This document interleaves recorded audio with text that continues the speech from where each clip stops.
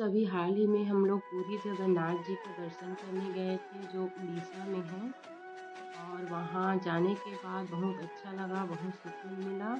साथ ही साथ जगन्नाथ जी का जो मंदिर का बहुत ही रहस्यमयी कहानी है, रहस्यमयी चीज़ें हैं जिसे आज तक बड़े-बड़े वैज्ञानिक लोग भी नहीं समझ पाए हैं और आप भी यह बात जानते हैं। और सभी चीज़ें हम लोग भी वहाँ गए तो जाने हैं, पर एक चीज़ है जो मेरे को वहाँ अच्छी नहीं लगी है, उस पे सरकार को थोड़ी व्यवस्था करनी चाहिए या मंदिर वालों को करनी चाहिए। खैर, जो अच्छी चीज़ें हैं वो मैं बताना चाहती हूँ और इस वीडियो के अंत में मुझे क्या चीज़ है जो अच्छी नहीं लगी, तो अभी मैं आपको बताऊँगी। तो फ्रेंड वहाँ जाने के बाद जो पता चलता है वह यह है कि कहा जाता है कि मंदिर का जो ध्वज है हमेशा जो है हवा के विपरीत दिशा में ही लहराती है और ये सही भी बात है। और उसके बाद यह कहा जाता है कि मंदिर के जो ऊपर में किसी भी प्रकार की पक्षी या विमान जो है नहीं गुजरता है।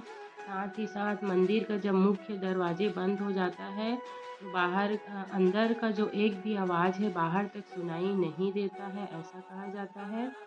और मंदिर में जो 20 फीट ऊंचा सुदर्शन चक्र लगा हुआ है, उसे किसी भी दिशा से आप देखोगे तो ऐसा लगता है कि सीधा जो है वह हमारी तरफ ही है, हमारी तरफ ही दिख रहा है, ऐसा भी प्रतीत होता है। और जो जगन्नाथ जी का मंदिर है, आस-पास जो समुद्र है, वह भी उल्टी दिशा में प्रवाह कर रही है, उल्टी दिशा में बह रही है, ऐसा प्रतीत होता है।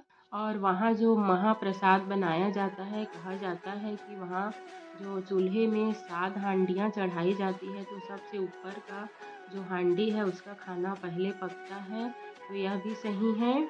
और यह भी कहा जाता है कि वहाँ का महाप्रसाद को खाने के बाद बहुत टाइम तक हम जो है भूख का एहसास हमें नहीं होता है। हम लोगों ने वहाँ प्रसाद भी ग्रहण किया, बहुत अच्छा लगा और यह भी सही बात है।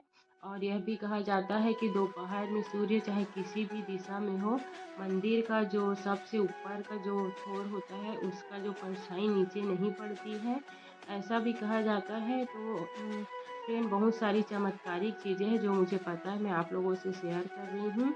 और वहाँ का जो बलराम जी, सुभद्रा और जगन्नाथ जी की जो मूर्ति है वह दैवीय लकड़ी से बनी हुई है, जिसे दरु ब्रह्मा कहा जाता है उस लकड़ी को, जो समुद्र किनारे जो है बहुत ही रहस्यमय तरीके से मिलती है, ऐसा कहा जाता है। ये सब बातें मुझे बहुत अच्छी लगी, वहाँ गए बहुत सुकून मिला। मंदिर में जाने के बाद 1 घंटे 2 घंटे इंतज़ार करने के बाद हमें जगन्नाथ जी का दर्शन मिला और अच्छे से दर्शन किए।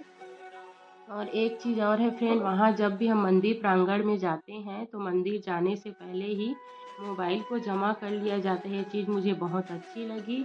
यह हर मंदिर में होना चाहिए क्योंकि लोग दर्शन करने जाते हैं भीड़-भाड़ में, लेकिन यहाँ वीडियो बनाने लग जाते हैं, फ़ोटो खींचने लग जाते हैं, जिस कारण से भगवान जी का अच्छे से दर्शन नहीं कर पाते हैं। तो मोबाइल जमा किए तो अच्छे से भले 2 घंटा, 3 घंटा, 4 घंटा अंदर मंदिर के रहें, लेकिन बहुत अच्छा लगा बिना मोबाइल के भी। तो ये चीज़ भी मुझे बहुत अच्छी लगी। अगर अच्छी नहीं लगी तो फ्रेंड ये चीज़ है, क्योंकि जब हम मंदिर के थोड़ा बाहर जब हम लाइन लगाते हैं तो वहाँ रोलिंग लगा हुआ है, लाइन से लगा हुआ है, तो अच्छे से सब खड़े हो जाते हैं। लेकिन जैसे ही जो मुख्य मंदिर है उसके बाहर जो है रोलिंग नहीं लगा हुआ है, सीढ़ी चढ़ते हैं उसके बाद एक बरामदा टाइप से है, फिर मंदिर है, तो वहाँ पे इतना भगदड़ मच जाता है, भीड़ हो जाता है कि कई लोग दर्शन ही नहीं कर पाते और चलो चलो करके निकाल दिया जाता है, तो वो चीज़ मुझे अच्छा नहीं लगा। फिर जो रोलिंग है मंदिर के, जो मुख्य मंदिर का हम जो दर्शन करते हैं वहाँ पर भी लगना चाहिए, जिससे भगदड़ नहीं मचेगा। ये मेरी सलाह है, या मतलब मुझे लगा वो चीज़ मेरे को सही नहीं लगा, इसलिए मैं बता रही हूँ।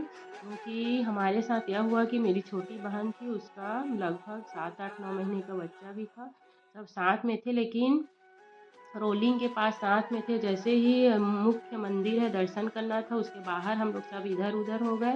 उसका छोटा बच्चा था, अकेली पड़ गई थी। इतना भगदड़ था, इतना एक-दूसरे को मतलब क्या कहना चाहिए, एक दूसरे के ऊपर चढ़ जाते हैं, चिपक जाते हैं कि बच्चा रोने लगा था और वो दर्शन करे बिना ही साइड हो गई, क्योंकि भीड़ इतना ज़्यादा था कि अपने बच्चे को मतलब एकदम चिपक गए, बच्चा रोने लगा तो वो परेशान हो गई। हम लोग भी इधर-उधर हो गए तो उसको देख नहीं पाए।